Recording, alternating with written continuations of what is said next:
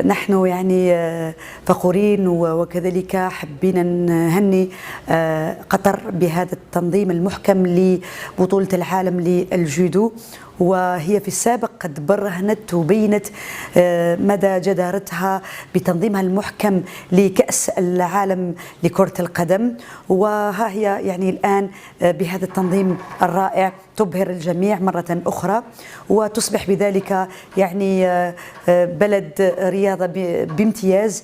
وبالنسبة للمستوى التقني لبطولة العالم بقطر فالمستوى يعني كان جد مرتفع، لأنه الاتحاد الدولي قررنا يعني لأول مرة بالنسبة للمشاركين فقط 100 أحسن يعني مصارع المتصنفين عالميا هم فقط اللي عندهم الحق يشاركوا في هذه البطولة. أما بالنسبة للافتتاح فكان افتتاح ولا أروع، أول مرة في المباشر، وهذا راح يخلي يعني الجودو العالمي يزيد يرتقي إلى الأحسن، والحمد لله. في هذه البطولة العالمية كان فيه كثير يعني مفاجآت، من بينها يعني إقصاء ثلث أبطال عالم، وهذا يبين يعني مدى ارتفاع يعني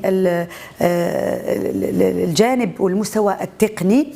وبالنسبة للمشاركة العربية فيعني نشوفوا أنه الجزائري في وزن أقل من 73 كيلوغرام دريس مسعود حصل على المرتبة السابعة وفاز على بطل العالم. لجنة التحكيم للاتحاد الدولي لم تتلقى أي احتجاج يعني من طرف البلدان المشاركة، وهذا يبين يعني مدى شفافية يعني التحكيم في هذا البطولة العالمية. ودائما لما يكون مستوى التحكيم عالي فهذا يرفع من المستوى التقني للبطولة. وفي هذه البطولة العالمية يعني موجودين يعني بالنسبة للتحكيم من أكبر الحكام في العالم.